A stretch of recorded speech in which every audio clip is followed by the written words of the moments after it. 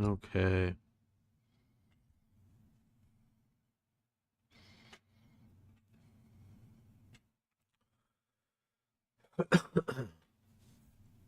All right.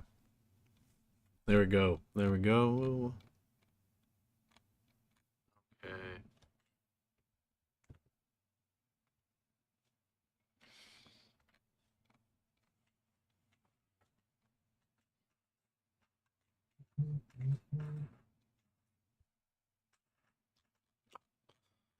Yep. All right.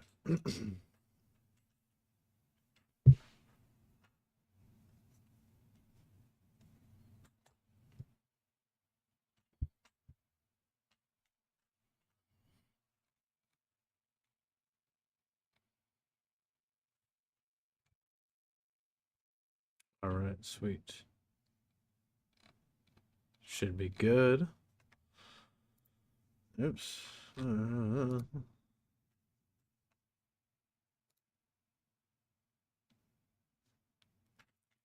What are we watching? That's me, so I don't know. Right. That's banging. This could be the national dish in my opinion. What is this? Pineapple. I don't know if it's safe for like human consumption. That doesn't look appetizing though. It's like the Thames water. Boys, you're in for a treat today. We've literally brought a chef in to your kitchen. He's taken over to freshly prepare one of my favorite things we've ever introduced to people. This is Detroit-style deep dish pizza. Why is it standing up?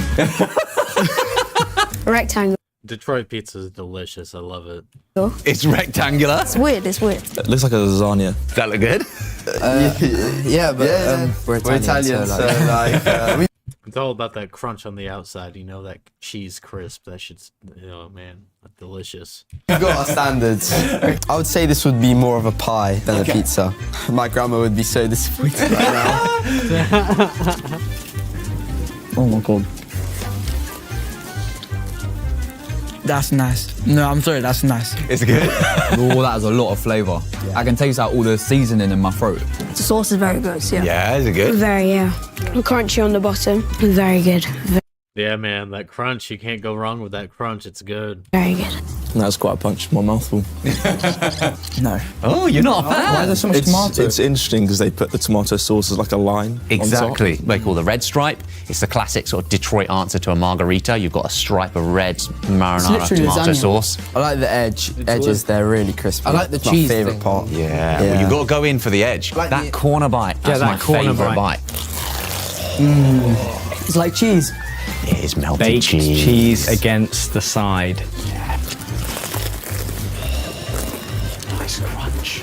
Oh man, yeah, it's that good stuff right there. That it's so satisfying. Yeah. Yeah.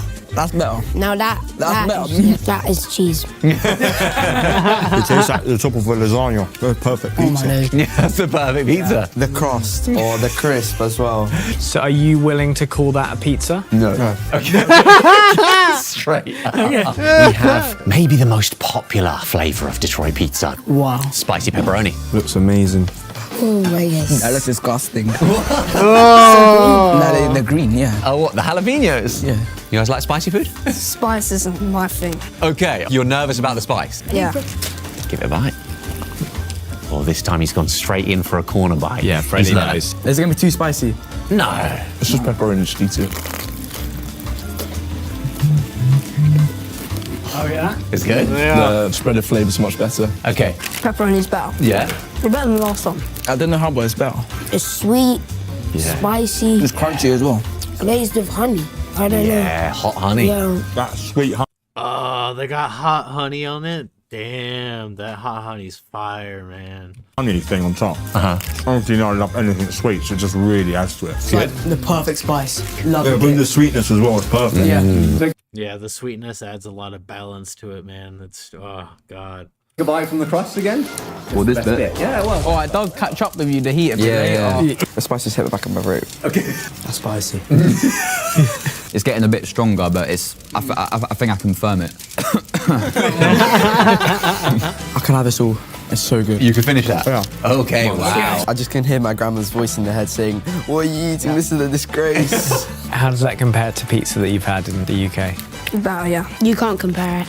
There's a hierarchy now, like. Okay. This is up there. Okay. It's just like its overall quality is just way better. Yeah, it's probably the best pizza I've had in England, like taste-wise. Wow. And quality-wise as well, because it's like, Okay. you can tell they put time and effort into this. Yeah. That's the difference.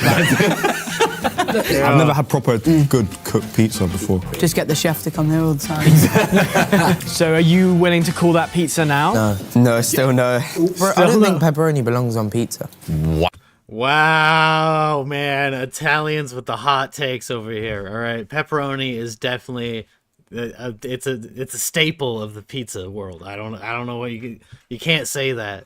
Wow. Oh, wow, That's a you hot really take. are a purist. Have you guys had like Domino's, Papa John's? No, never. Never tried Never. it? Are there any toppings you would say 100% do not belong on a pizza, must not? Pineapple. The next one we have Detroit's answer to a Hawaiian pizza. Oh my days. This. What is this? Pineapple. Get this off of there. Get this off of there. take it off till you try it. Oh, pineapple, big fan. We've I don't even know why it's a debate. It's got Maui wow. bacon, pepperoni, chunks of meat, and I'm a massive fan of the pineapple. I think pineapple's good in everything. I'm trying to like take a bite where there's not much pineapple, but it's everywhere. Like this bit here. Everywhere. I mean, it's kind of the same thing as the honey, though. It adds like that sweet, the sweetness, you know, that it blends everything together. It just like evens everything out, and I don't know. It's kind of nice. Let's see what you think.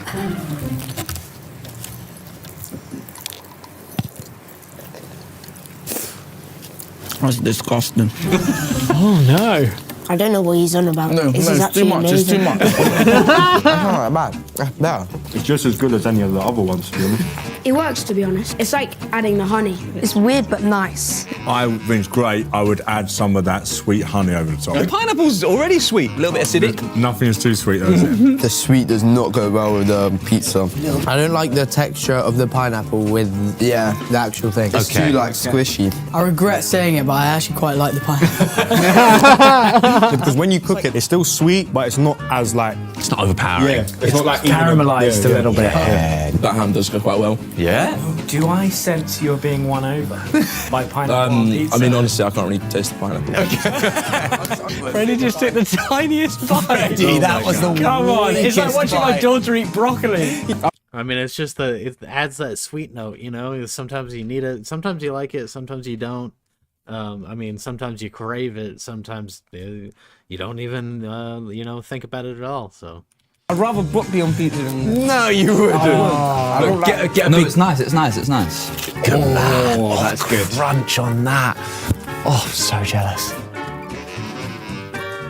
It's better than I thought, but it's still not brilliant. I think without the pineapple and just the ham, I think that'd be really good. Maybe just Yeah. a little bit of pineapple. I feel like I keep sounding negative, but that's just because I don't really like pizza. Wait, did you say you don't like pizza? I don't mind it, it's just not my favourite. Wow. What food do you like? Like pasta.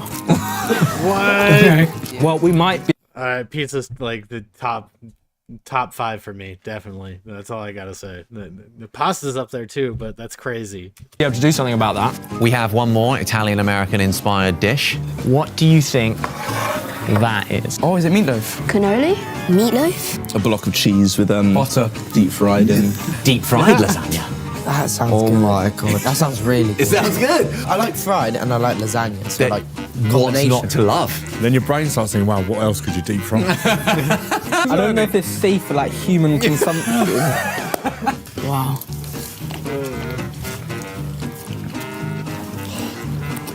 No. That's banging. It's good. Okay. That's banging. This is my favourite one. This is my favourite one. Do you prefer that to the pizza? No, pizza was better. This could be the national dish in my opinion. That's a 10 out of 10. 10 out of 10. 10 Wow. out of Is this your 10. favourite thing so far? Yeah, yeah, favourite, by far. By far. Wow. That's never even come across my mind. To deep fry lasagna, like that is good. It's good, huh? The only problem with that is it's like, it tastes like something that I'd get like one of them 5, like at the Shard or something like. You know, when they're like, A fancy restaurant. yeah, like. You think the deep fried lasagna is too fine dining? I don't think any other.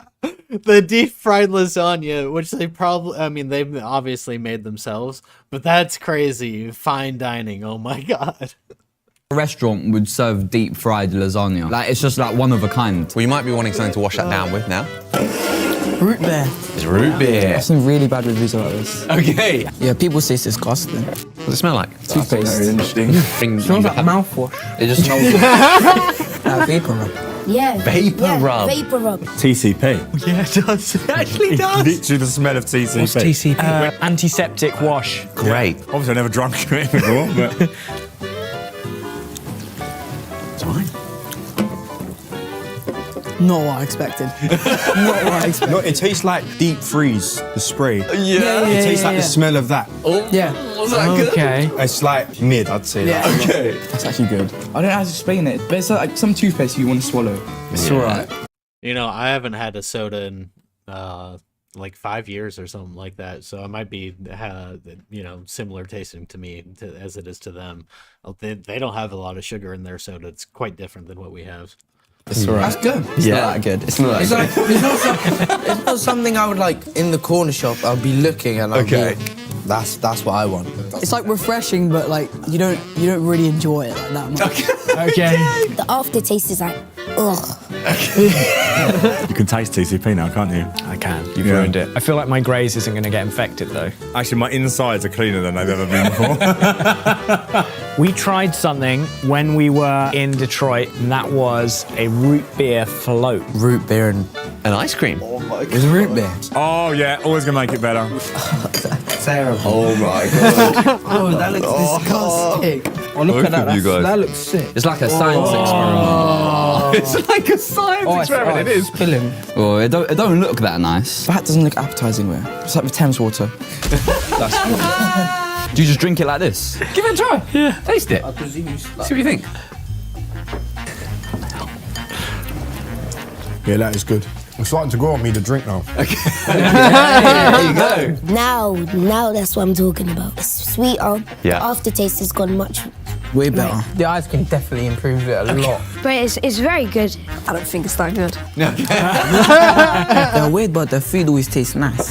Like, I don't get it. If that was not fizzy, that would be really good. Sort of like somewhere in between a fizzy drink and a milkshake. And then with that sort of weird, toothpastey taste in it. Mouthwashy taste. Yeah, that's what it is. Mouthwash. It's mouthwash. Yeah. But I don't want to swallow mouthwash. We do actually have a little dessert. Another Midwestern classic. One of our favourite things we ate while in the Midwest.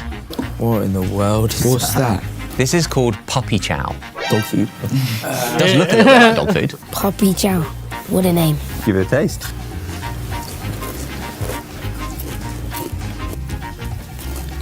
Yeah, they're good. Wow. Yeah. Tastes like chocolate with sherbet on top. That's really good. He's gone straight Round back two. for more. Straight back for more. Yeah, they're delicious. Love them. Wait, that's really good. It's like better chocolate Rice Krispies. This should easily be in the UK, shouldn't it? Because it's right. What is this? This is a cereal called Chex that you melt down chocolate and peanut butter and you mix it with it and then you cover it in icing sugar. Yeah. You can taste every part of what you describe. Yeah, that is very good. It's good. This for breakfast every day. I have this for breakfast, lunch, and dinner. Okay. I mean, it's really, really good. This has been a little culinary Very good. adventure to the Midwest. I like that you've just taken the whole plate. He just stole it, yeah. Like, don't take these away from me. Outstanding. Pizza, then a root beer, and then some of these to wash it down. It's a perfect meal. What do you think your favourite thing we tried today is? Please. Oh no, the pizza was lovely. I have a very sweet tooth. You want both. You can only have one. Bowl of this. See you jolly soon. We'll see you jolly soon. We'll see you jolly soon. Goodbye. Bye. Goodbye. We have merch. We got t-shirts. We've got hoodies, we've got hats, there's loads of stuff available. This is actually quite good. Well, if you want to support the channel and in fact support the school, half of the profits of sale of merch from this video will be given to the school. So head over to jolly.store Click the link in the description and pick up some lovely merch. for yourself and a friend. Go on. Why not? All right, well, hell yeah. You know, let's find someone else or something else.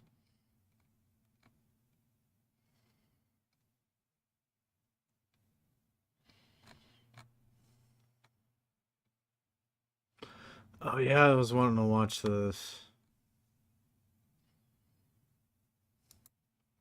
Prepare for something like this with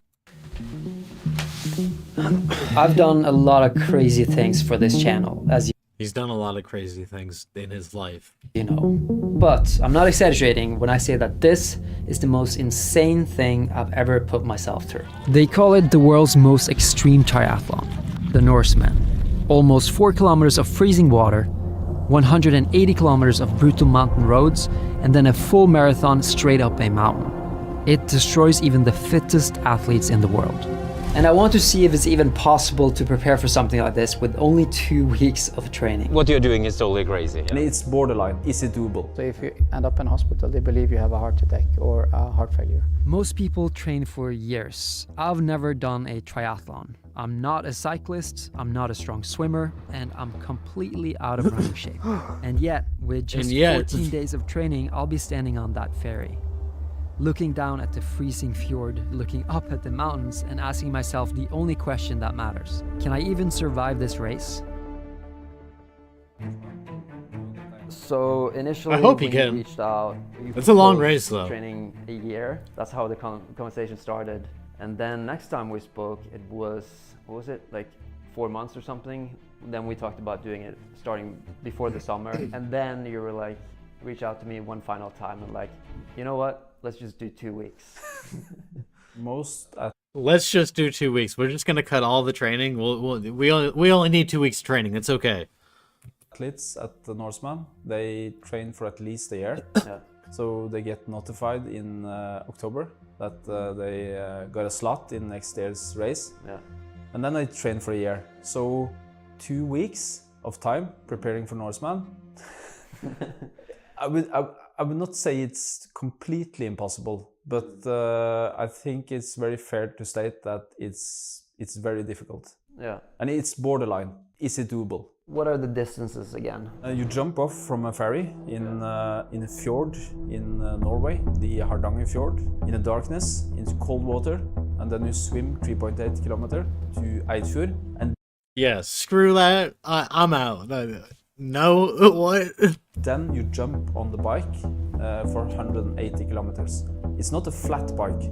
So this is comparable to a mountain stage in Tour de France with more than 3,000 vertical meters of climbing. And then after 180k of biking, then you put on your running shoes and then you're going to do a full marathon. The first 25 kilometers of the marathon is fairly flat, but then you reach Zombie Hill.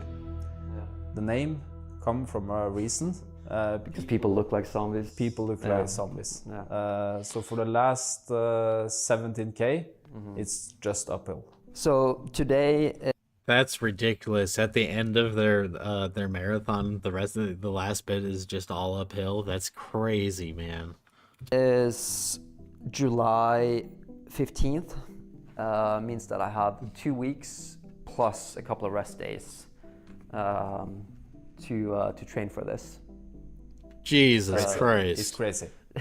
Yeah, it's crazy.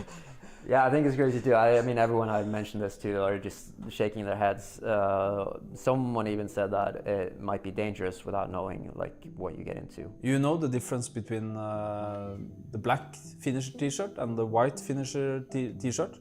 Yeah, there's something about the black. If you get the black shirt, you finish on the mountain, and if the white, you finish on the flat, right? Yeah. So the 161st people to reach a certain cutoff point in the run course, they finish at the mountaintop. Yeah. I think based on 2 weeks, the only realistic for you is to aim for the white finisher t-shirt. Yeah. The black one is kind of.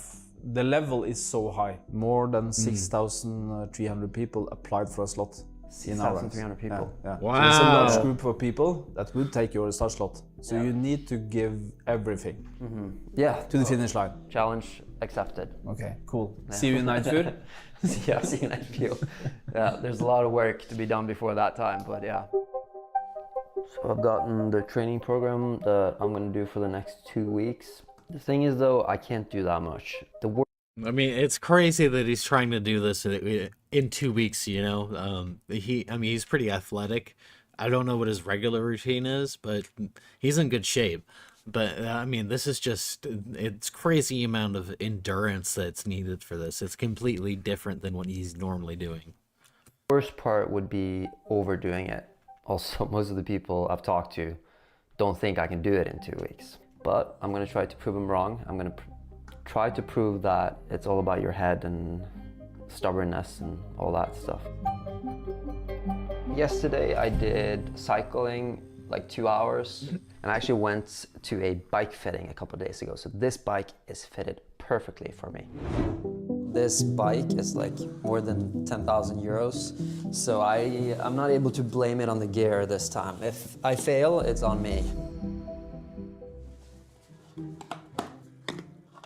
This is very different from a normal bike. I actually used to take my bike from school into my house every day in the summer. So I've done a lot of biking as a kid, but this is just like totally different with the shoes and... Yeah, it's way different. I used to bike a lot when I was a kid, and I'm not prepared for any kind of uphill journey that he's about to be doing. With the position and everything. So now the bike should be perfectly fitted for me, and I guess it's only up to me now. It's crazy the difference, like cycling on something like that compared to a normal bike. It's just, yeah, it's insane. So today I'm doing swimming. It's only 30 minutes actually of swimming in the fjord.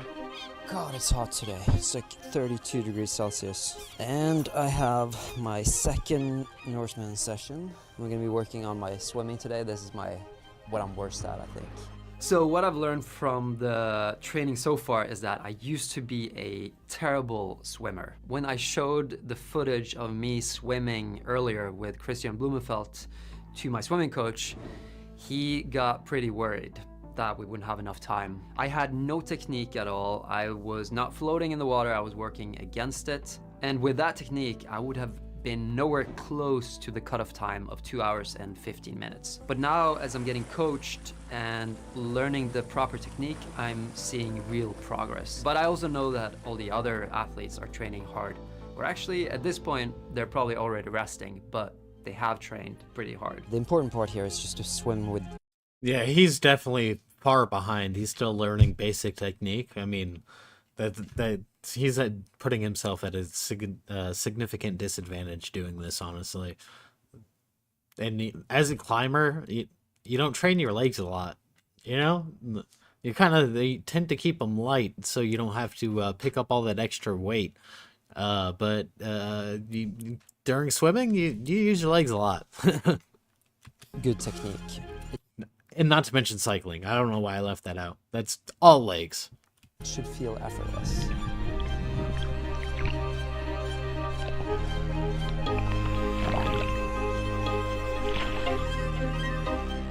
It was a 30-minute swim.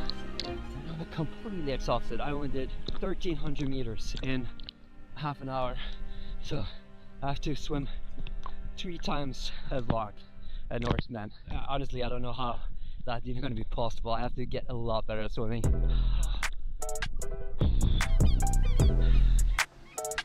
We're gonna measure my VO2 max. This is what everyone dreads. I'm probably gonna faint, puke, I don't know what. But this is just sort of to get a feel for where I am.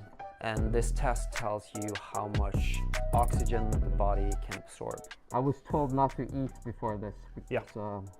Yeah. But we do have a garbage can over there. Okay, So. if I have to Yeah. 3, 2, 1. Der går vi opp. 1 kilometer i timen. 5 sekunder til økning. 3, 2, 1. Der går vi opp. 15 sekunder til økning. Regner med det går fint. I'm pretty sure the point of this is to like push you to your absolute exhaustion point. I'm not sure why exactly, but it's something about how much you're exhaling. They can calculate the amount of oxygen that you're breathing versus what they're pumping in or some shit. I don't know exactly. Det nå det sitter i huet. Kom igjen. Bare bestemme seg. Kom igjen. Litt til. Litt til. Vi er inne på de siste 10 sekundene nå. Det må du ha i deg. Kom igjen. Da får vi straks den siste målingen der. Litt til, Magnus. Da er det 5 sekunder.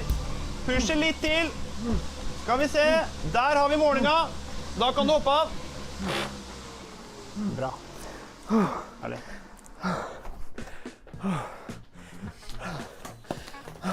It says here my heart rate was 190. That was max. All right, well, I'm excited about my score. You get 59.1. Oh, that's good. That's good. Yeah, that's better Yeah, that's than very I good. thought. Above 50, it's very good. And I had 59. Yeah, so you're very, very good. Yeah, okay, good. So you're not the average guy. Yeah, cool. It's good to know, because what I'm about to do is not average either. Facts. Okay, so I've started training and things are feeling good, especially after the VO2 max. I feel like I have some confidence. I know that at least I'm not like in terrible shape, but I'm still a little bit worried that maybe this could be dangerous. So I wanted to check with a doctor. Your blood values when you finish this race is the same as a person that has a heart attack, heart failure, Even kidney for the failure. professionals? Yeah, even for the professionals. Wow. So if you end up in hospital, they believe you have a heart attack or a heart failure. Do you think there's any dangers of doing this without proper preparation? For anyone else than you, I would say that would not be possible. I'm not sure you will manage it, but it's not dangerous, I think. You won't die, you know. So the day before yesterday, I had 2 hours of cycling and swimming, and same yesterday I had 2 hours of cycling, 1 hour of swimming. It's like every single day, but I feel like my body's responding pretty well to it. Like I was afraid in the beginning that my body wouldn't be able to absorb it and I would feel more and more tired. Yeah. But I actually, like, I don't feel too bad. My ass hurts quite a lot. That's the I only guess thing. so, yeah. Yeah, it's actually, what you're doing is totally crazy, you know. People prepare for this for years and years, most of them. And for you doing this in 14 days, you're a maniac. Fuck, that's too crazy. And you've done this how many times? 10 times? No, I have 7 black t-shirts. 7 black Wow. And 2 of the times you finished 4th. Yeah. So I'm in good hands. Even also used to be a pro cyclist. That's many years ago. That's many years, but still, like, yeah, I'm in good hands. And you're also going to be my support team throughout. Okay, let's start this monster session. I don't even know what to expect. 140K is far beyond anything I've ever done on a cycle before. Yeah, on a and bike a before. lot more altitude meters. Yeah. And we also have a quite strong headwind today, so I think it's important we take it a little bit easy. This is sort of the start of Hardangervidda Plateau.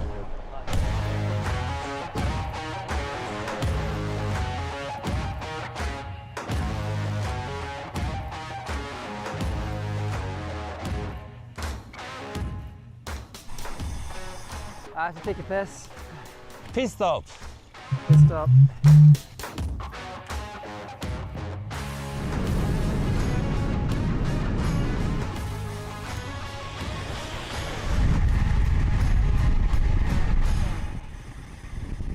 So far, I was actually quite impressed with him on the bike. For being a novice on the bike, he's handling the bike well. The only thing I'm concerned about is his stamina. You know, after 90, 100 kilometers starting these climbs now, how he'll react to that.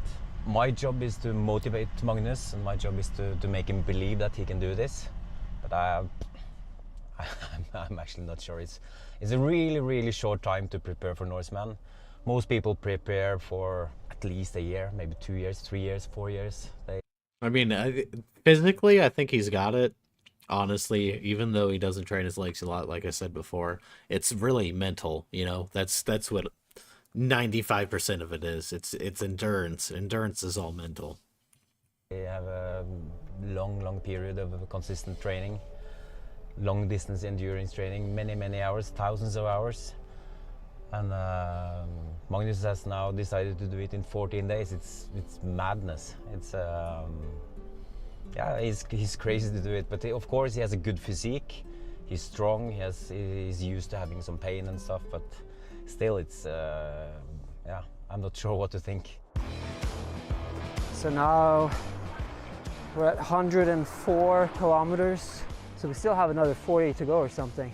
Yeah, I guess about 40 kilometers from here to transition 2, where you actually today will swap to running shoes and do some running as well. Yeah. To test this. Wow. Position is important, right? Yeah. He's just gonna do it all. Perfect experience for you today. Yeah. But now I'm just gonna go straight into the run. Run, Forrest, run. It's a very weird sensation to run right now. The main thing is that Like, I Wow. didn't eat enough during the bike ride. I feel like all my reserves are empty now. I'm actually a little bit impressed. He's running. He's not walking. It doesn't look like Kip Keter or anything, but he's running and he's actually at a quite good pace. Good job, Magnus! Fuck, that was an impressive run. Thank you. 3 kilometer time was 13:35. I don't know whether to feel discouraged or optimistic about it. I have like mixed feelings. Yeah, I can understand. Beginning, I was like, oh, this is easy. The first like 70K, super easy, fine. And then the last hill really hit me. That's why people train for this, you know. Yeah, I'm like... Yeah, that's why people, you know, take a year to do what you're trying to do in 2 weeks. Like me, man, yeah. Yeah, no, I get that. All right, so today I'm gonna learn to swim from the best. You've already competed how many times? I have 3 times. 3 times? Once. Once. I have won 7th place and 2 second place finishes. So this year I hope to step up. And swimming is Wow. like your specialty, both of you? My specialty. Your specialty? Yeah. Right, So okay. I was first out of the water last year. You already commented on my wetsuit being a little bit too big. Yeah. I thought it was too small. I'm excited to learn every practice I can get. I'm very thankful for, and especially learning from the best. For you, I think it's about being comfortable around people and using as little energy as possible on the swim. Being comfortable around people, that's not my thing. In water in 14 degrees. And we're You know it. These guys are so fast. It's like trying to keep up with them. It's too fast for me. It's like I need to go at a slower pace. They just left him back there. They're like, yeah, we'll be back for you. You'll be all right. It's okay. Just get completely gassed. Good job. Yeah, thanks. Thanks for teaching me. Oh, it's been a long day though. 4 hours of cycling, and now like an hour and a half or something of swimming. It reminds me of like when I competed as a climber. You know, like full days of training. Yeah, imagine the amount of calories that he just burnt. You know, that's insane. And just like listening to your body and trying to feed it right and sleep right and everything. It's been a really cool experience so far. And it's just about to get a whole lot cooler too. Okay, so that is pretty much it. The training program is officially done. The 2 weeks of intense training. I feel I've gotten better at swimming and cycling, but I still wish I had like at least a few more weeks to prepare for this. But there's nothing I can do about that now, so we'll just have to see how it goes. So there is 11 and a half hours until I have to get up. 15 hours until we start the race. 5 a.m. I'm a little bit nervous, but also just excited to get, like more excited than I thought I would be. It's just crazy to think like in a few hours from now, I'm gonna be completely wasted. I'm gonna hate my life. I'm gonna regret doing all of this probably. I think this is gonna be so much harder than I picture it to be. This is just the last thing I'm gonna do before going to bed. Putting on the tattoos. You only have one chance at doing this, right? What? It's the wrong way. Well, I can see it this way. I'm just gonna keep it. Rookie mistake. I'm just gonna go chill in my bed and probably not sleep that much, but it's just good to Oh my rest at least, god. I think. I'll see you guys Put the tattoo on your body backwards is crazy. tomorrow.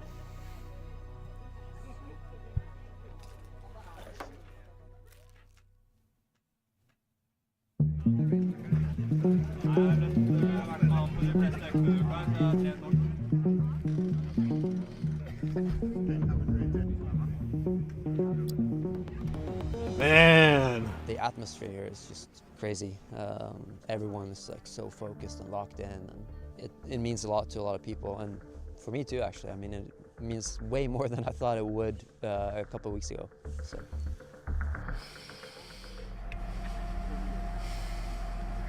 The ferry leaves in 13 minutes, and they've said that if you're not on the ferry, they're gonna leave.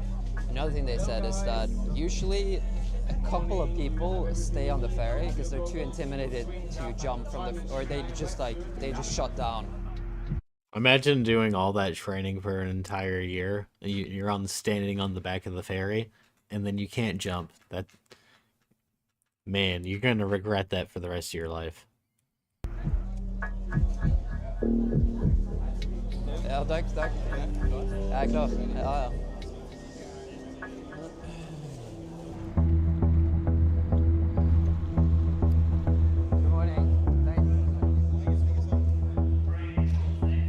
Almost feels a little bit like emotional that the day is here, because I feel like I've been dreading this day for so long, but I can't imagine how the other people must feel, you know? There are people here who've trained for years. Yeah, now I just want to get in the water and get started. I feel really tired, but I think as soon as I get started, it's gonna feel all right.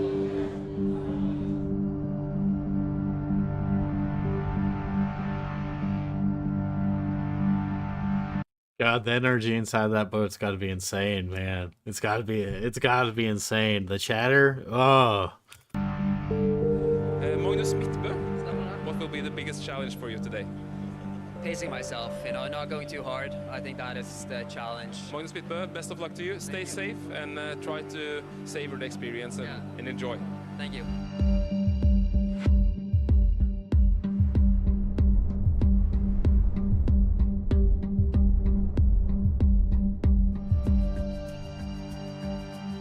So one trick for the goggles not to fog up is licking the goggles. It's pretty nasty, but it works. I mean, it's not nasty if they're your goggles. It's only nasty if there's someone else's goggles. My swimming coach taught me like the day before going here. All right, I think we're starting. Yeah, I don't know how to feel really. Definitely feel nervous. Bro.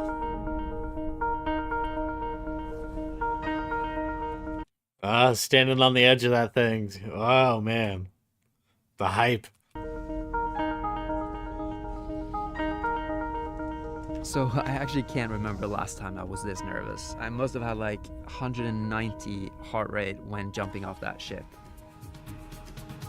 The water was so cold and there were so many people swimming around and we hadn't even started yet. And the thing was, you had to be a little bit tactical about when you jumped off the ferry. Some people jumped as soon as they said you could jump, but then you had to wait in the water for like half an hour. But if you waited too long on the boat, then it would drift further and further away from the starting line.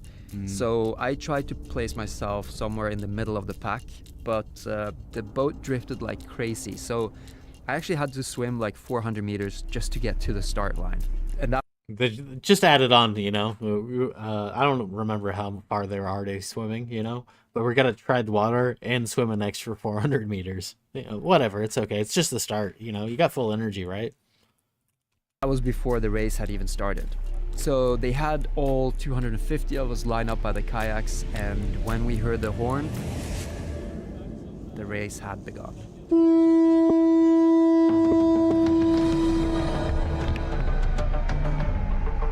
The start was super messy, elbows flying everywhere, people kicking each other, and total chaos for the first like 100 meters. And the water was pretty cold, and there were so many people, but I just kept repeating to myself, don't swim too fast, because that's what my coach had told me. You know that you usually drift a bit to the right, so try to compensate by going a little bit more to the left. And also Yeah, I mean, it's really important not to go too fast while you're swimming, because swimming uses so much energy. It's ridiculous. so try not to swallow too much water. And after a while, I managed to like slow my breathing and just focus on the technique. And yeah, the weather was crazy during the swim. The fog laid over the mountains like a blanket as the sun was slowly rising. And it was so beautiful, even though I had my face down in the water and couldn't really see much. 2 kilometers into the swim, there were small groups everywhere, and I tried to draft behind some of the guys in front of me because you save a lot of power by drafting. But as soon as I saw the changing area, I felt like I had another gear in me. So I separated from the guys and I started to swim a little bit harder. I had no clue how I was doing, because you can't really see much, but I was pretty sure that I would make the cutoff time. My goal was 1 hour and 30 minutes. And when I started to really get close to land, I got the feeling that I had done really well. But I was also a little bit worried that I'd done too well. I didn't want to exhaust myself in the swimming. My coach had told me like a million times, don't swim too fast, because the minutes you save on the swimming, you're just gonna lose on the cycling anyways. Yeah, dude. Like I said before, the energy is not worth it. You know, when you're cycling, at least you have gears and, you know, to be able to like extend your power. When you're swimming, it's all body power. It's all your muscle. That's the only thing that you can rely on, you know? So...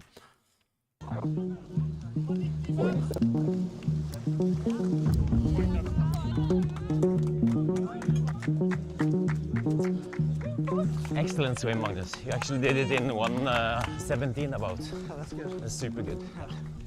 So just calm down now. Yeah. Just don't stress. I just hope I didn't exhaust myself, but I feel good. So now I'm just gonna cycle like a grandma for the first part. Take it really easy. Start drinking, eating. So that all happened so fast. My goal was to swim under 1 hour and 30 minutes. So coming in at 1 hour and 17 minutes was just insane. I couldn't believe it. But that also made me a little bit worried that I'd swum too fast. The plan was to take it a bit more easy so that my legs wouldn't be completely wasted for the biking. So I was kind of afraid when I started cycling, not knowing how my body would react. Oh, it feels nice to be on the bike. Yeah, it's gonna be far less demanding than what you were just doing. Far less. I'm just gonna go really easy. It's important to remember that this is a 7-hour bike ride. I'm just gonna go really easy in the beginning. I'll let people pass. Don't worry about it. I'm not gonna eat yet. I'm gonna wait for the uphill to start, and then I'm gonna start eating. So the bike leg started off with a couple of flat kilometers, and then it goes into a pretty long and steep climb. And there I was starting to realize that this was only the beginning. The race had barely just started. I had already completed a 3.8k swim, but the bike course is 180 kilometers long. People were starting to pass me, and honestly, I was feeling pretty out of energy.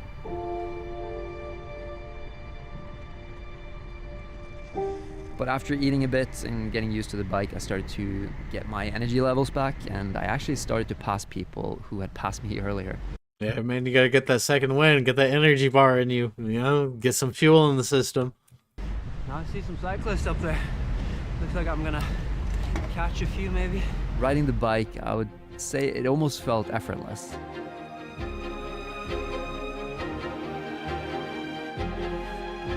You know, when you got mechanical power behind you.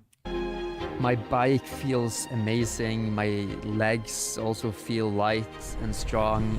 I'm like in the flow, and I'm passing a lot of people. I just hope I'm not going too fast and that I'm gonna be wrecked later on.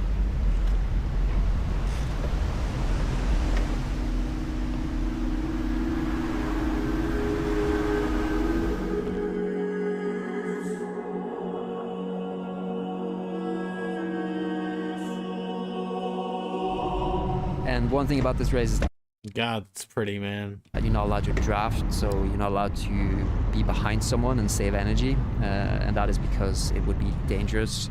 There's not enough medic throughout the long distance, and they don't want any accidents. So when you've decided to pass someone, you have to do it pretty quickly.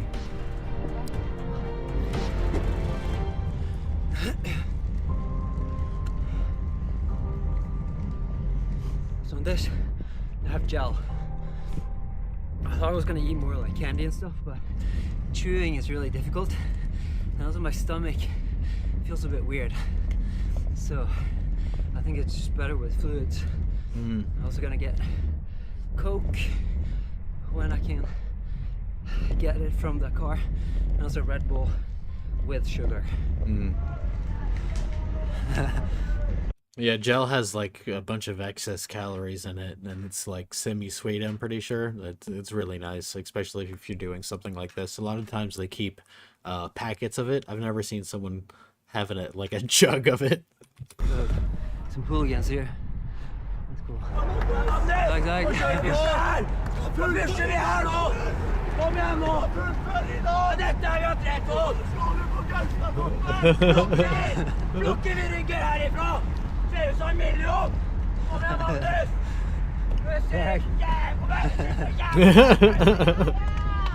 I'm kind of surprised at how the positions are changing during this race. Like, I'm constantly passing people, gaining better positions, but then someone out of nowhere just flies past me. And even though there are still many hours left, I can't help but thinking that being top 100 could be within reach if I can just finish strong.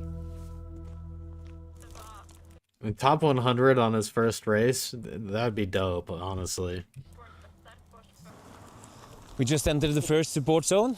This is the first place we can give Magnus support after 20 kilometers on the bike leg. He just passed the timing point down the road there at Vøringsfossen. He is currently number 105. Woo! That's very, very good. His aim is to get the black t-shirt, and that means he has to be among the 160 first ones, and now he's 105. That's super nice. 150 plass så langt, veldig bra. The support I'm giving through the race is super important. I'm giving water, electrolytes, salts, Red Bull, candy, chocolates, gels, everything. And in the beginning, I was quite hungry, so it was super nice whenever I got refills, but I'm starting to feel sick from all the food and sugar. But I just have to suck it up because I know that eating now is gonna help me a lot later on in Yeah, man, you need that energy. If you don't have it, your body's gonna be dying later. the race.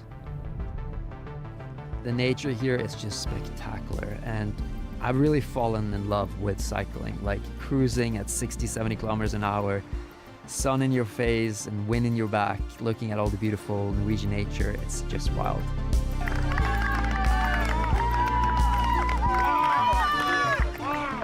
99, yeah. But right now I'm about to get started on the biggest hill of the bike course. This is a long climb. And this is what separates men from boys. And if I haven't saved enough energy for this part, I'm gonna be completely wrecked and people are gonna start passing me. We're waiting for Magnus. This is the final climb of the bike leg, and also probably the toughest part of the bike leg. It's the steepest climb. It's about 7 kilometers of 10-11% incline, and when he gets to the top here, that's the last place we can support him, give him drinks, and then he's mostly downhill down to the T2, the finish zone. We will try to make him drink and eat more, because he needs all the energy he can have now. This is where he starts to suffer. This is where Norseman actually starts. Excellent, Magnus. 2.5 kilometers to the top. I give you some food now, so you have for the last part. I haven't really trained the running at all. Like, I've trained the transition to running, but the longest I ran for it was like 5K, and now I'm gonna do 42K. He's got about 40 kilometers left, man. He's getting pretty damn close. Uphill. It's just crazy. The competitors now, they know that they have... Hi, Magnus. I was like, who's this guy talking? Who's this fool coming Yeah. up? And we have YouTuber Magnus Midtbø here. Yeah. A lot of people are extremely impressed by 2 weeks of preparations and a swimming part with mid-race. so good The mid-race interview is crazy. time, and you're placed around 18, 19th place, I think. But, You do live streaming? yeah, we're live streaming. Cool. So best of luck to you, Magnus. Thank you. So I'm just getting closer and closer to the top of this never-ending mountain, and soon the support team will have to leave me alone. So from here and until T2, the next changing zone where I will change to running shoes, and just thinking about the fact that I'm soon going to change into running shoes and do a marathon is just insane. I'm at the top. Yeah, on top of everything he just did, he's about to have to run a marathon, which is ridiculous. This is downhill to T2. Should try to eat a little bit, relax, and start with like fresh feet, I guess. Only worry I have now is getting a flat tire because there's like 30 kilometers until I can get help. So if I get a flat tire here, I have to change it on my own, and I've never changed a bike tire before. We were supposed to practice it, but we never did. And that could potentially cost me a lot of time. And the road is not that great. There are a lot of bumps and stuff going downhill really fast. I'm just praying that I won't get a flat tire. That is like the only thing that can mess this up now.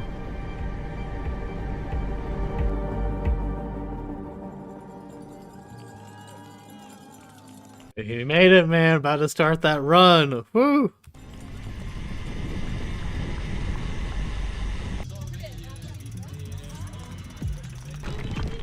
Super good.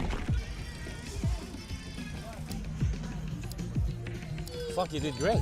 Yeah, I just have to keep it together now. Yeah. I didn't do. Yeah, but fuck you, I'm super impressed. Yeah, thanks. Very strong effort so far.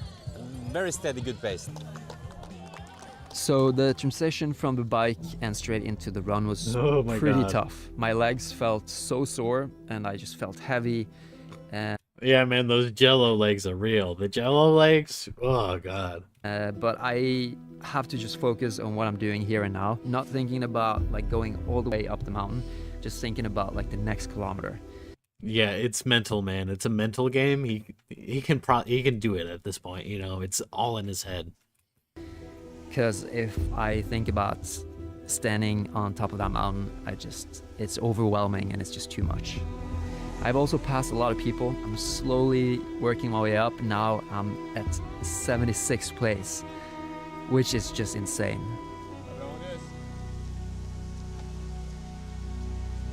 So just to remind you, it's the first 160 people up to the cutoff point at 37.5 kilometers into the run that gets to finish at the top of the mountain and gets the black t-shirt that everyone is dreaming of. And even though I should be safe in the position I have now, it's impossible to say who has saved power and who is completely done. I don't feel like I have a lot of power left. Yeah, man, who's a runner, you know? When that runner comes out, ooh. And I'm worried that people are just gonna rush past me. Like I could easily hit a wall and then it's all been for nothing. If I only take a few minutes of rest, I'm sure I'm gonna lose so many places.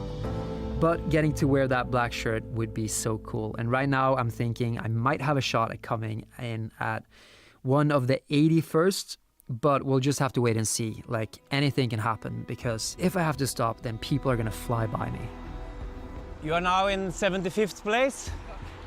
Really good pace. Just keep it calm and nice. Has he peed yet? That's what I want to know. I just want to know if has he taken a piss, all right? We're just trying to keep Magnus cool with some sponges with cold water and try to keep him running. He's running really well. He came into T2 as around number 80 and he actually passed a few guys in the run as well. So now he's 74, I think.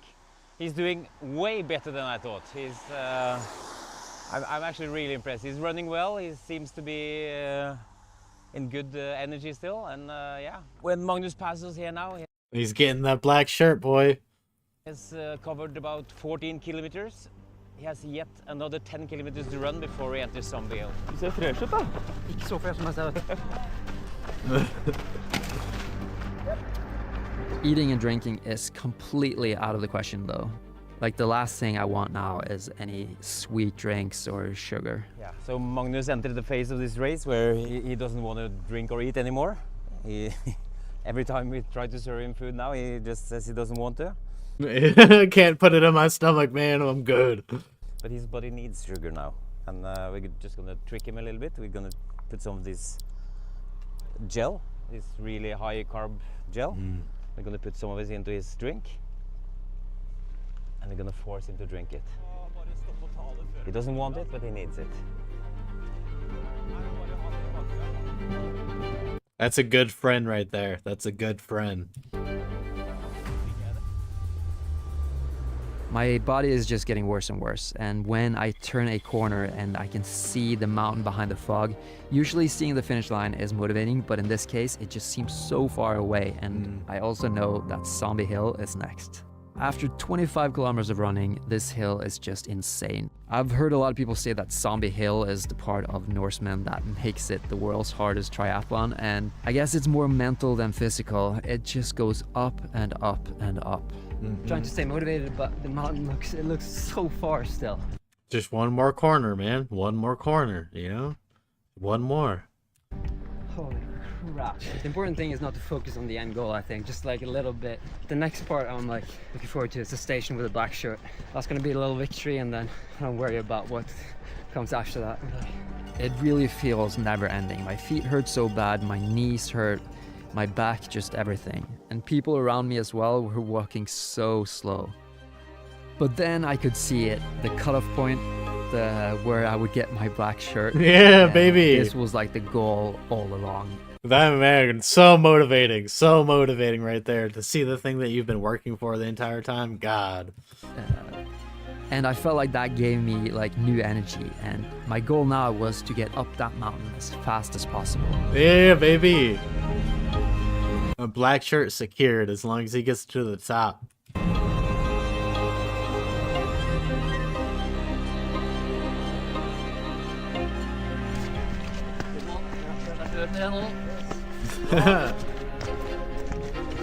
And I actually started passing a lot of people. I went past 1, then 2, then 3. And then I started to hear through the fog like shouting and music, people. And that's when I knew the finish line must be near. Yeah, baby.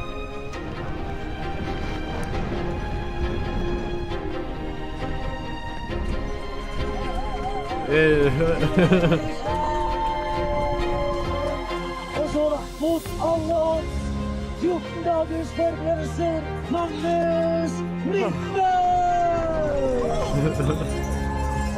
Oh, man. Yeah. Fantastic finish, he started hard, but boy did he finish It's kind of like an empty feeling. 37 minutes and 7 seconds. It's yeah. Yeah, it's like I don't have energy to celebrate, but I'm like really happy. Like really freaking happy. Yeah, it's like better than I ever thought I would do. I don't know. Probably the hardest thing I've ever done. Woo.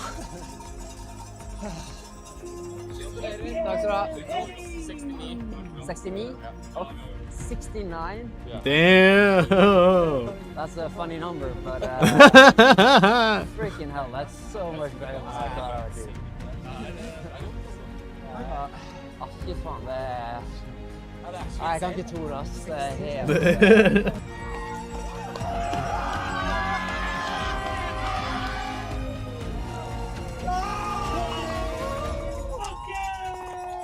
like my dream was 14 hours. It's yeah, it's a weird feeling. Like I don't know.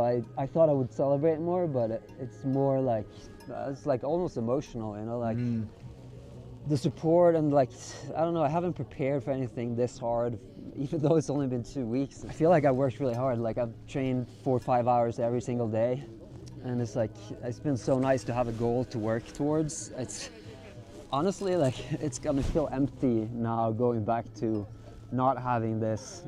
Yeah, it's almost like taking away your purpose, you know? After you achieve something like that, you no longer have this big goal that you're working on. It makes it there is that empty feeling there for sure. It's like a goal. I don't know, I'm just super, like I can't put it to words, and it's, yeah. It's just like people cheering and everything. I think the reason why it's emotional is because you're so drained for energy, and it just feels so powerful in a way.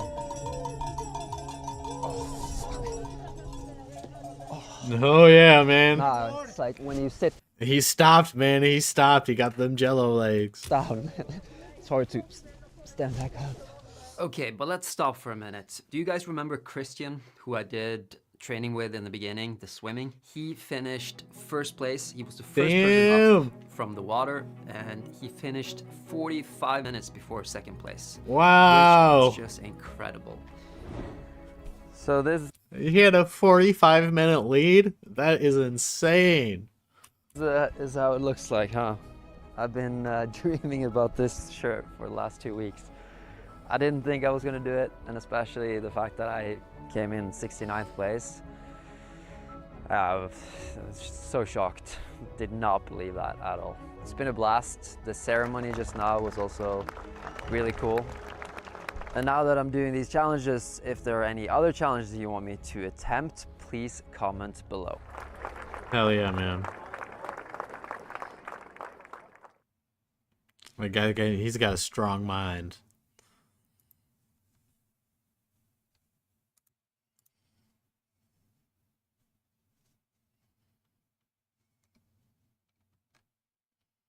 All right. What else we checking out here?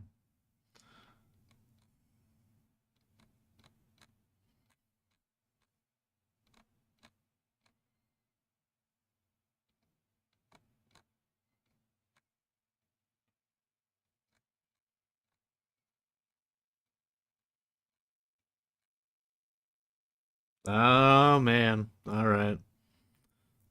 Oh yeah. I was meaning to watch this.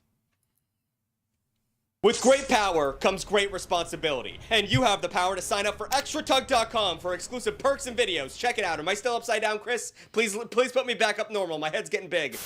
The average American is captured on camera 70 times a day, and that's not even counting all the times you show up on a doorbell cam, use your face to unlock your iPhone, or are forced to confront your double chin on that tiny screen above the Target self-checkout. But many of these cameras aren't just surveilling you, they're collecting— Hey, what the hell is this? It's Big Tug.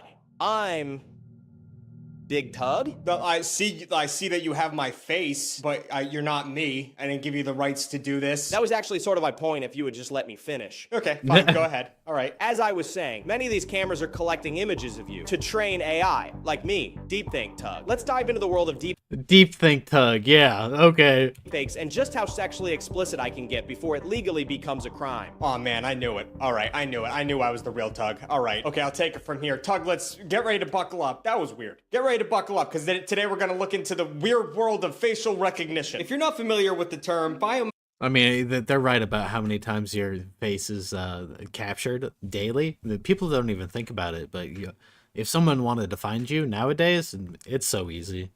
Biometrics refers to measurements or analysis of physical traits using technology. Like when you use your face or your thumb to open up your phone. They're definitely not selling that data to strangers. Don't worry about it. Apple is good. The biometrics industry is big business. It's worth over $46 billion globally. Part of what makes this industry so lucrative is all of its uses. We're talking like everything from banking to security to healthcare to cops. Whatever fits your bucket. But here is the insane part. The US has no laws really about this at all. Zilch. Goose egg. No federal laws governing the collection, use, storage, or disclosure of biometric data. We're just getting started here, and yet you could probably already see the writing on the wall. Whenever there's I mean, they have laws for all the other data that they collect of ours, though. potential to make billions of dollars with zero regulation, that's a situation where everybody wins, right? We're all winners. It happens every time. We all win so big. It's estimated that there are over 85 million CCTV systems in the US, so it's safe to say that we're pretty much always being watched. But who owns all that data? Who's the big fat cat sitting on a pile of pictures of my face? You might think that many of these cameras just take older security footage without capturing biometrics, but there are tons of companies that make devices that connect old cameras to new AI surveillance software. There's potential for every old camera that you see in a mall to make a complete biometric scan of who you are, which is terrifying. And it's not just cameras.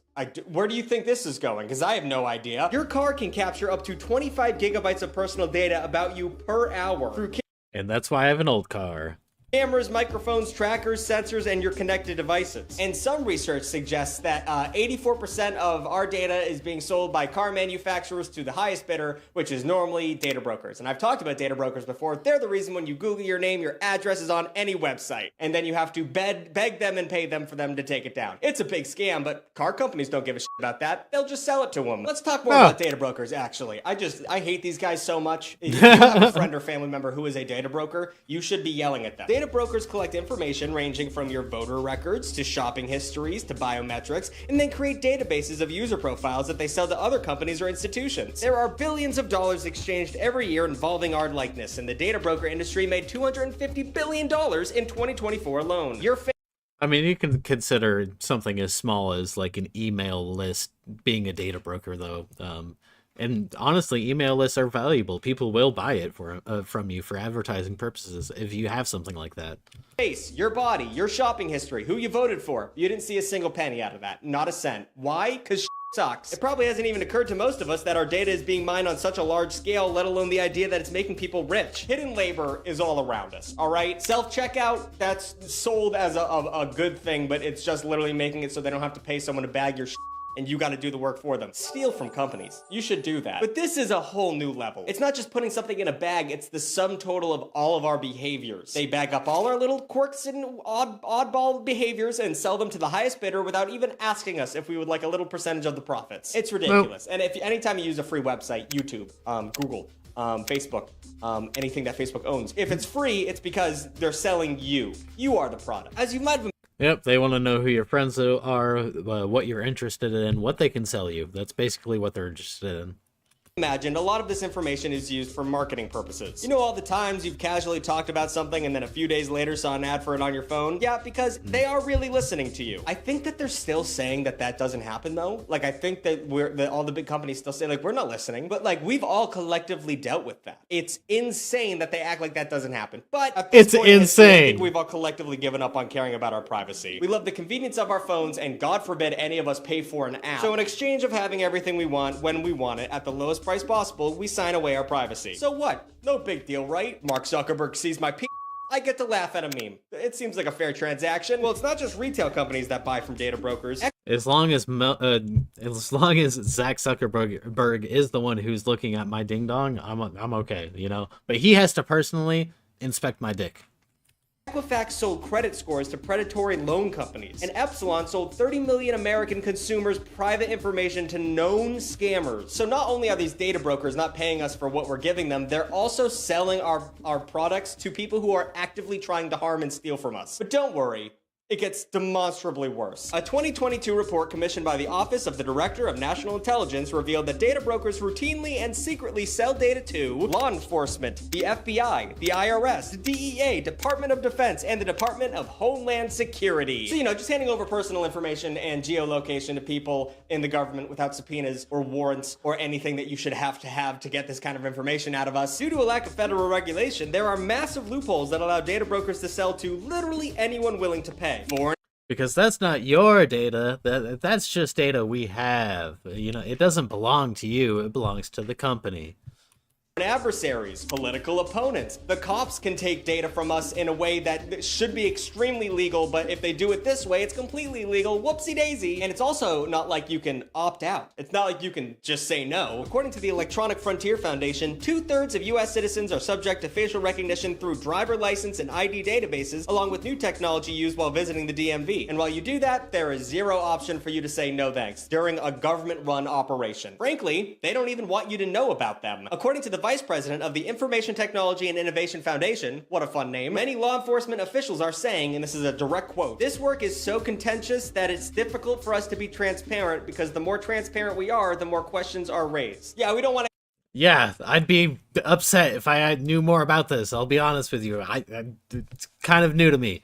I don't want to ask any questions because then we'd have to like say we're breaking the law, and no one wants any of that. That's a lot of paperwork. We don't want to deal with it. Eat a donut, be a pig. And it's not, I mean, it's just everything's so bad. We're in the wild west of AI, technological frontier of bullshit. Meta, Amazon, Google, Microsoft all have announced artificial intelligence investments totaling to $320 billion in 2025. And I hate to beat a dead horse here, but maybe some of that money should be coming back to us, especially since platforms like Facebook and Instagram use our publicly shared photos to train their AI. And if you live in the US, Meta gives you no option to opt out of AI training once again. Not only that, but Facebook recently asked users to opt into something called cloud processing. And this is a fancy tech term for them to upload photos from your camera roll to their servers without you knowing. That's insane. I was joking earlier. Mark Zuckerberg has seen my And let's not forget about TikTok in this conversation either, the place where I started and hate more than anything else. I know that TikTok is the people's champion right now because of the threatened ban and everything, but let's not pretend like this is a good company. That would be the most naive take of all time. TikTok is a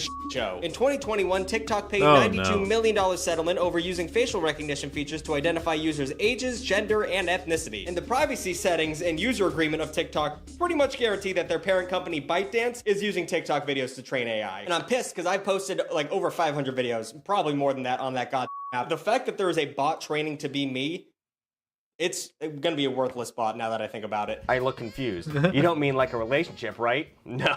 No, I do not. So even if you're not to the idea of having literally zero virtual privacy, and you don't care about not being compensated for all your data and training AIs while you sit there at your desk drooling, you still should be concerned about deepfakes, which is what that douchebag from earlier was doing. Deepfakes use the same facial recognition technology as tech surveillance companies and data brokers, but of course, they're doing it in an explicitly evil way. For starters, there's all the AI deepfake adult videos that people are making. You can make it right now. It is crazy. In 2023, 98% of all deepfake videos on the internet were adult videos, which is so f***ed up. And it's crazy how easily you can find and utilize these sites. You just upload a photo of anyone, then the technology can nudify the image, which is so gross, and impose any face you want onto any adult film actress or actor. It doesn't matter. You can do it right now to anybody. It's gross. In some cases, it's taken years from I mean, it's kind of an advertisement, right? Like, what the fuck?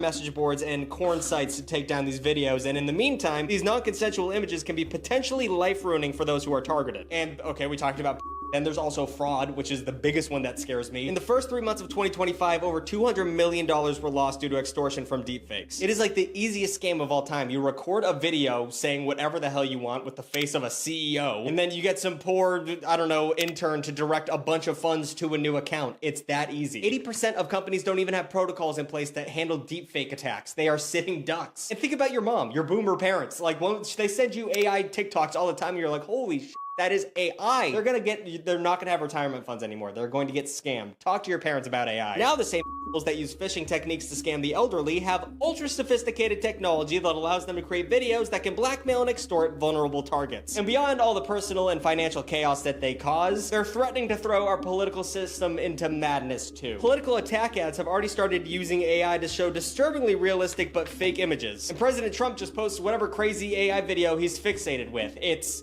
that one of Obama getting arrested. I saw people on Twitter thinking that was real. It's so we're all so okay, so maybe data. Yeah, I don't know why Trump should not be able to post anything on any kind of social media anymore. It's kind of ridiculous at this point.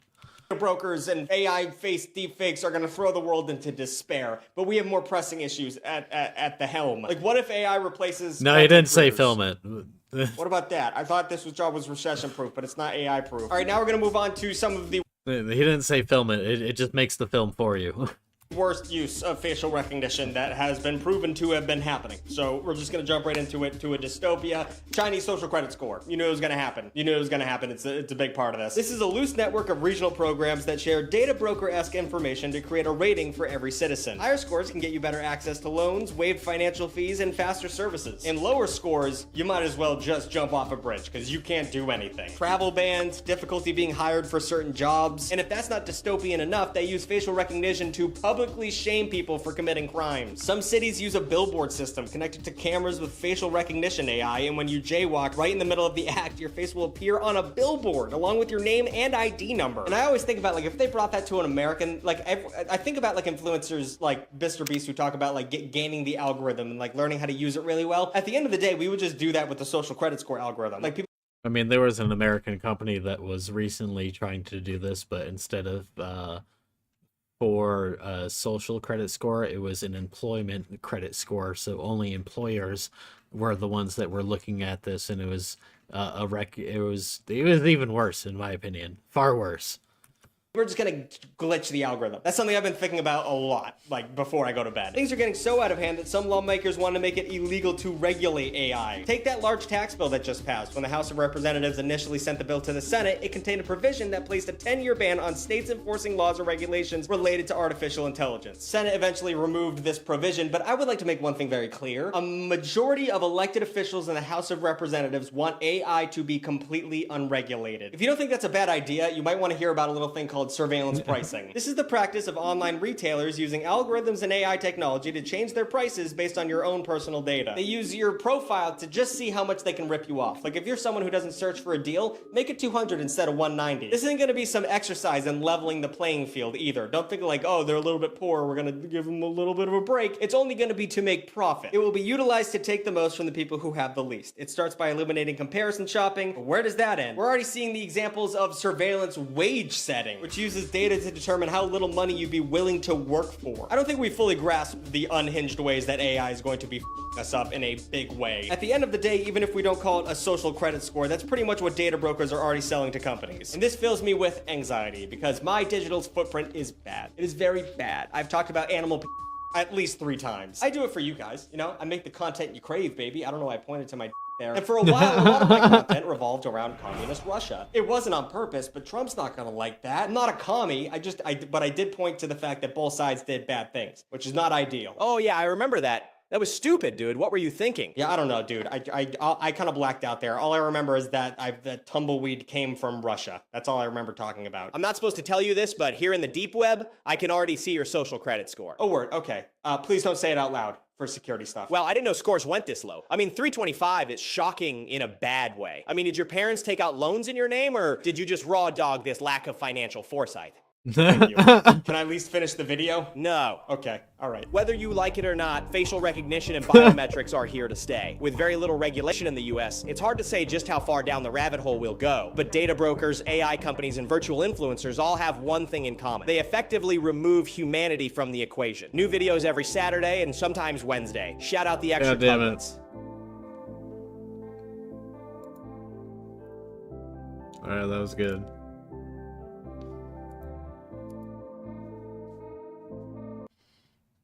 That was good. Oh, yeah.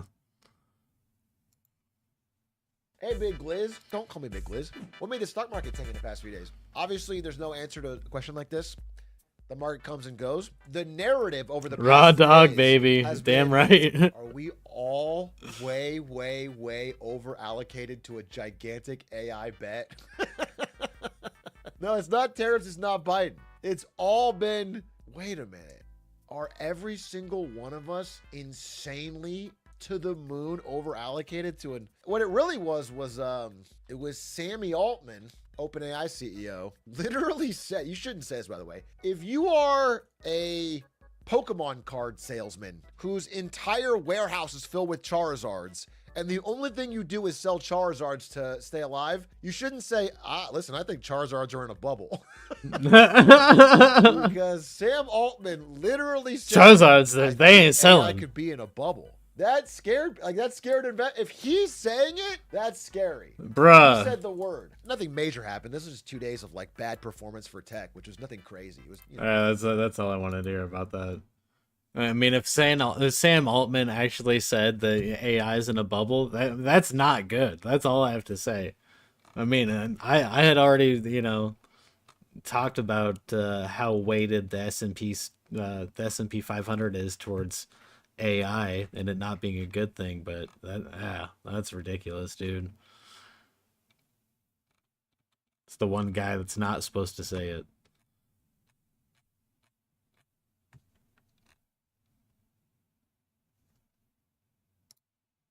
Ancient mysteries that were finally solved. The collapse of classic Mayan civilization. The ancient Maya civilization has some of the coolest lore when it comes to ancient history. Most notably because of their architecture, their mathematics, their astronomical system, and likely most famously, their calendar. In case you've been living under a rock, remember when in 2012 everybody thought the world was just gonna, end? That was because of the Mayan calendar, and that actually wasn't an end of the world prediction, it was actually more or less of a formatting error. Regardless, the Mayan civilization was an extremely advanced civilization that existed for thousands of years. And it's recorded that the Mayan civilization dates back as far as 2000 BC. Obviously, starting from humble beginnings, consisting of simple villages and early agricultural development. It took roughly 1200 years from 2000 BC to 750 BC for the Maya civilization to start seeing significant societal development, specifically with the development of large architectural projects and even writing. These early years in Mayan history are known as the pre-classic era. And I guess there's 3 primary time periods when speaking on Mayan history: pre-classic period, the classic period, and the post-classic period. And the collapse of Mayan civilization civilization we're going to be talking about is specifically the collapse of the Classic period, which is the one that was most mysterious and only recently understood fully. From roughly 2000 BC to 250 AD, Yeah, that's where all the dead-ass pyramids come from in the Amazon, right? the Mayan civilization was developed greatly, which leads us to the classical period of the Maya civilization. This classic period of Mayan civilization is typically categorized by construction and urbanism, and on top of the already established development in architecture, agriculture, and scripting, there is now also significant development in intellectual and artistic activities, which are some of the most famous and celebrated parts of Mayan culture still to this day. During this classic period from 250 AD to 900 AD, there was cities with populations as large as 120,000 people, and there was numerous cities spread across all of Maya with established trade networks connecting all of them. But this major development brings us to our first historical mystery. From the ancient times going back as far as 2000 BC to more early modern times in 900 AD, the Mayan civilization saw immense development in almost every aspect of society. They had trade, architecture, agriculture, literature, art. It seemed like the Mayan civilization only had progress. But then something interesting happened. During the 9th century, it seemed like almost out of nowhere, Mayan cities were just collapsing and being abandoned, leaving these prosperous and developed cities to essentially rot for a reason that no archaeologist could understand until now. For the longest time, archaeologists that dedicated their life to understand the Mayans could not pin a single answer to this question. What happened to classic Mayan civilization? There was no one ice age or asteroid or army or anything they could pin on this time frame to draw a reasonable conclusion to why such a developed and growing civilization would essentially just abandon their homeland. That was until 2012. They didn't abandon it, man. They died. When it was discovered that there was no one reason for the collapse of classic Maya. It was actually a combination of issues that caused an interconnected crisis, and it took experts from a plethora of different studies to kind of come to this conclusion, including archaeologists, scientists, and satellite imaging experts. But here's the conclusion that they eventually came to. One of the biggest factors that played a major role in these classic Mayan cities being abandoned was essentially a major political collapse. And even that collapse is multifaceted, because even that political instability was caused by a number of factors. So before we just blame everything on political instability, let's kind of look at the landscape of the time. Near the end of the classic Maya civilization, there was a lot going wrong. Specifically, deforestation, overpopulation, and drought, which all ultimately led to a massive lack of food. At this point in time, there was already a multi-decade-long drought going on in the area. Little to no rain, streams drying up, and soil fertility was at an all-time low. Coupling this with environmental stress from the deforestation, paired with also an exponentially growing population at the time, meant that things were only destined to fail. And because of this, the thriving developed city that was sustaining all of this life and growth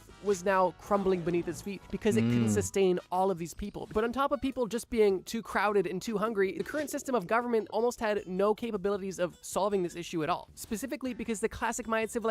So they built cities that were too big, basically, and they couldn't support themselves.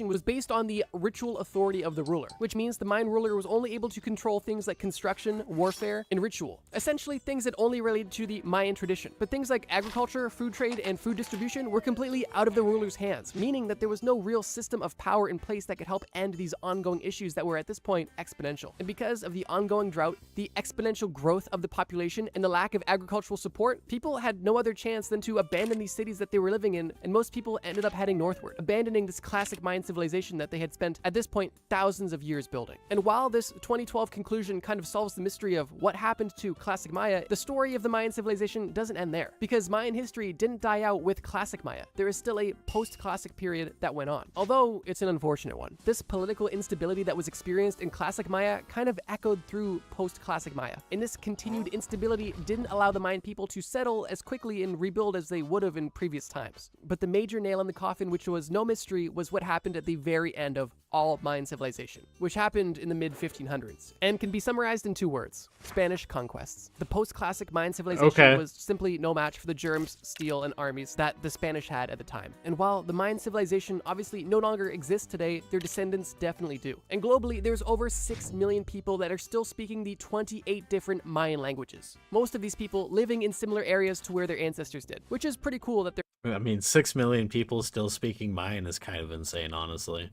their culture is able to live on. But yeah, archaeologists were stumped why Mayan civilization seemingly had a random exodus during the 9th century, and it took all the way up until 2012 for the solution to be unveiled. self-healing Roman concrete. At this point, I really don't think I need to explain why the Roman Empire was so impressive. The feats and lore of ancient Rome and the Roman Empire are just so cool. And we've talked about a lot of this history on this channel. Actually, my second video ever on this channel was about why Rome even fell in the first place. But that brings us to our next mystery. As I'm hoping most of you know, Rome fell a very long time ago. Although in the modern day, we still have a lot of architecture from ancient Rome and the Roman Empire. And this has puzzled archaeologists for centuries. And it's a reasonable question. How did the Romans have such effective, long-lasting structures made out of concrete that didn't have rebar and they didn't have any of the modern math or tools or tricks that we have today with our modern concrete structures? There's a saying that goes, modern times require modern solutions, but I think there should also be a saying, ancient times require ancient solutions. And the ancient solutions that the Romans used for their concrete was genius. And it's definitely not an accident that so many Roman ruins are still in remarkable condition